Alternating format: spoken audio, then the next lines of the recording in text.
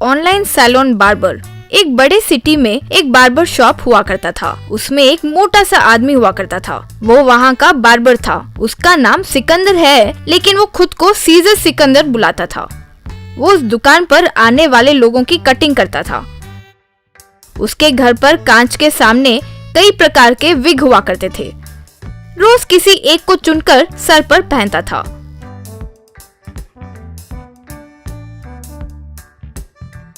एक दिन उसे यूं विग पहनते हुए देखकर उसकी पत्नी, छी छी, आप भी ना ये विग लगाकर ही मुझसे छल कपट करके शादी किए और अब बेचारे लोगों को धोखा दे रहे हैं। आपके तो पूरे शरीर पर एक बाल तक नहीं है, तो आप कहां से स्टाइलिश हेयर स्टाइलिस्ट कहला सकते हैं। कम से कम जो श्रद्धा विग पर दिखा रहे हैं वो काम पर लगाकर उसे तो अच्छी तरह से सीखो, वो भी नहीं। इसीलिए हर महीने आपको कोई ना कोई दुकान से निकाल देता है। Cool down dear darling, cool down. आज के जमाने में काम से ज्यादा दिखावा चलता है। मैं वही मेंटेन कर रहा हूँ, ठीक है।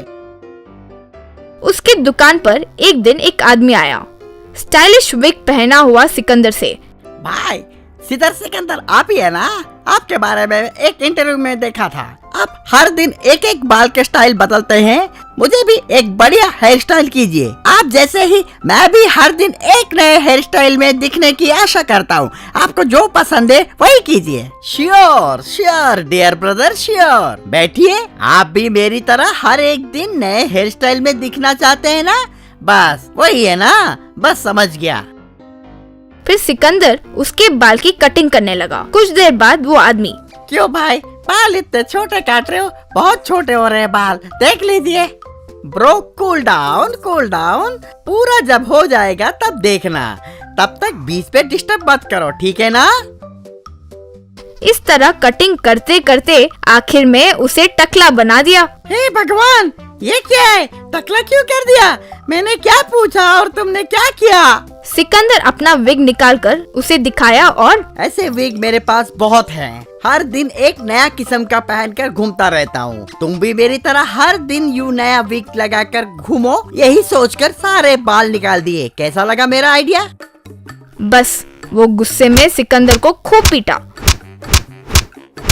एक दिन घर पर टीवी देख रहा सिकंदर, टीवी पर एंकर, वो भयंकर बीमारी किसी देश को नहीं छोड़ी और हमारे देश में भी आ घुसी है। उसी को मद्देनजर करते हुए 3 हफ्तों का लॉकडाउन की घोषणा की जाती है। कल से ऑफिस, दुकान, मॉल्स, हॉल्स सब बंद रखेंगे। लोग बाहर न आए, यूं पुलिस वाले कहते हुए धमका रहे हैं। वो सुनकर सिकंदर, बाप रे, ये सिर्फ 3 हफ्ते नहीं और बढ़ाने वाले हैं लगता है। अब से ऑनलाइन कटिंग कैसे करवाए ये कहते हुए पैसे कमाने होंगे। मेरे पास कौन सा आइडिया की कमी है, सोचा।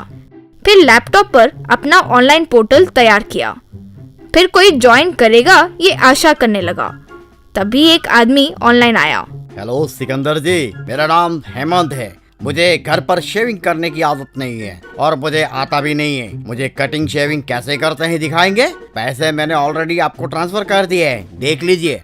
हाँ, पैसे आ गए हैं जी, थैंक्स जी। पहले तो मैं आपको शेविंग कैसे करना है दिखाता हूँ। पहले अच्छे से शेविंग क्रीम को दाढ़ी पर लगाना होगा। अयो, मेरे पास तो नहीं है जी। अभी तो कहा कि घर पर करने की आदत नहीं है। कूल डाउन, आप मत घबराइए जी। आपके घर पर कोई साबुन तो होगा ना? कुछ नहीं तो बर्तन धोने वाला साबुन। अगर वो भी नहीं है तो कुछ गेहूं के आटे को पानी में मिलाकर वो लगा लीजिए। फिर रेजर से।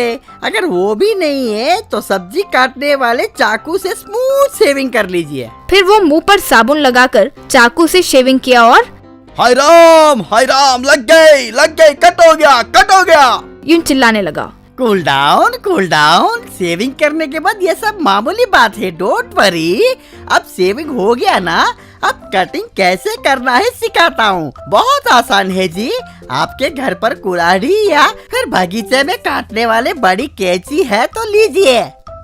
वो फिर एक बड़े से कटर को लेकर आया। वो खुद की कटिंग करने की कोशिश कर रहा था। देखिए, लगता है आपको बहुत मुश्किल हो रही है। आपके घर पर कोई है तो उन्हें वहाँ ऊपर बैठकर कटिंग करने कह सकते हो।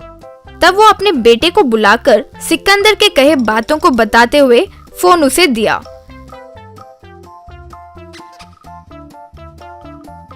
वो फोन में देखते हुए कटिंग करने लगा।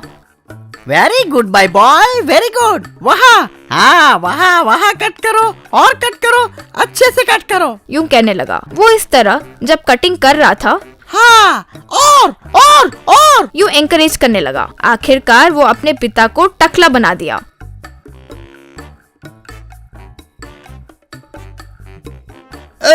ये क्या रे, मेरे बेटे से मुझे टकला कराओगे? स्टाइल से कटिंग कराने की सोचा तो टकला बनाओगे? कूल डाउन जी। ये लॉकडाउन में आपका मुंह कौन देखेगा जी। ऊपर से अब आपको 3 महीने मुझसे कोई काम भी नहीं पड़ेगी, इसलिए ऐसा प्लान किया। कैसा है जी आइडिया? ओके चलता हूँ जी, बाय, हैप्पी लॉकडाउन। बस हेमंत सर चकराकर नीचे गिर गया। पुलिस बहू। नंदगिरी नाम के गांव में वेंकटराम नाम का एक पुलिस कांस्टेबल रहता था। उसके बेटी का नाम चमकी था। उसके भांजे मोहन के माँ बाप उसके बचपन में ही गुजर गए, तो इसी ने उसको पाल पोस के बड़ा किया।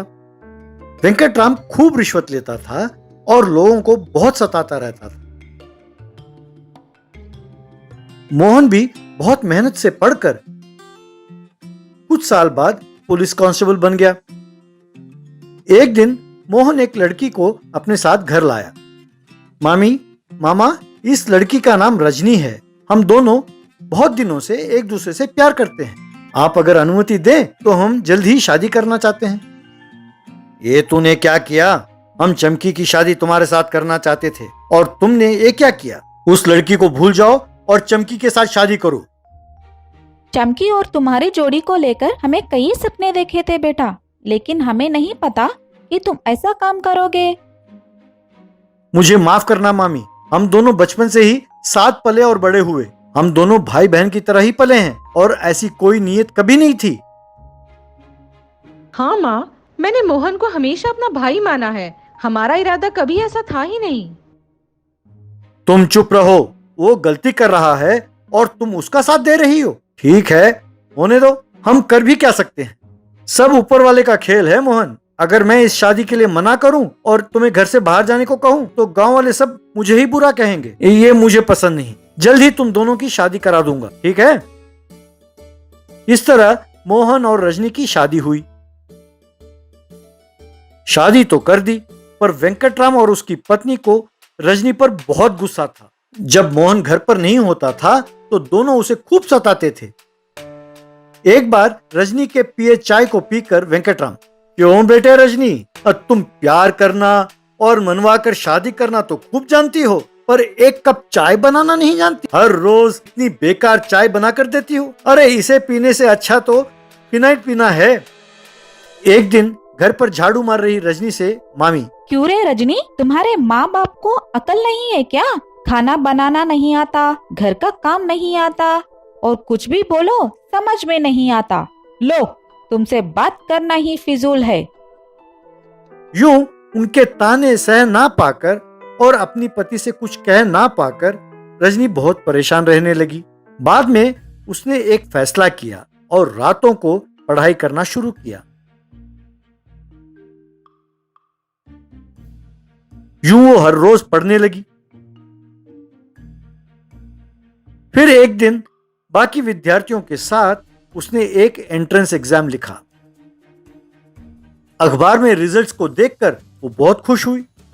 उसके बाद एक पुलिस ऑफिसर ने उसका इंटरव्यू लिया। कंग्रेचुलेशंस रजनी, आप एसआई सेलेक्ट हो गए हैं। एक दिन वो एसआई की वर्दी पहनकर मोटरसाइकिल पर पुलिस स्टेशन आई। वहां उसकी राह देख रहे गांव वालों ने उसे प्रणाम किया। बाद में उससे उन्होंने अपनी अपनी समस्याएं बताई। रजनी उन सबको लेकर पुलिस स्टेशन के अंदर आई। उसे देखकर वेंकटराम और मोहन हैरान हो गए। क्यों बेटा रजनी, ये वर्दी पहन के आई हो? सिलवाया है या खरीदा है या फिर किराए पर लाए हो? क्या तुम नहीं जानती कि पुलिस वालों के अलावा इस वर्दी को कोई भी नहीं पहन सकता? जाओ जाओ, घर जाओ। वहीं खड़ा एसपी, ये क्या है वेंकटराम, तुम्हारा दिमाग ठीक है? ये स्टेशन की नई एसआई हैं, एसआई रजनी। सल्यूट नहीं किया तो सस्पेंड कर दूंगा। मोहन और वेंकटराम ने उसे सल्यूट किया। एसपी सर, ये सब वेंकटराम के पीड़ित लोग हैं। इन्हें कई तरह से डराकर रिश्वत ले रहा है। ये लोग केस दर्ज करने के लिए भी डर रहे थे। मैंने ही इनको हौसला देकर अंदर ले आई। तब उन सब ने वेंकटराम के कारनामे एसपी को बताया। लानत है, तुम जैसे लोग डिपार्टमेंट को बदनाम कर रहे हैं। मैं तुम्हें अभी सस्पेंड करता हूँ।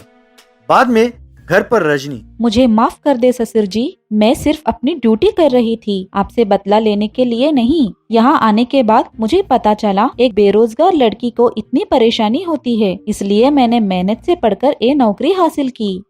ना बेटा, तुम ही हमें माफ कर दो। तुम बहू बनकर आई, बेटी की तरह ना देखकर हमने ही तुम्हें बहुत सताया है। तुमने ये साबित कर दिखाया कि यदि औरत ठान ले तो वो कुछ भी कर सकती है।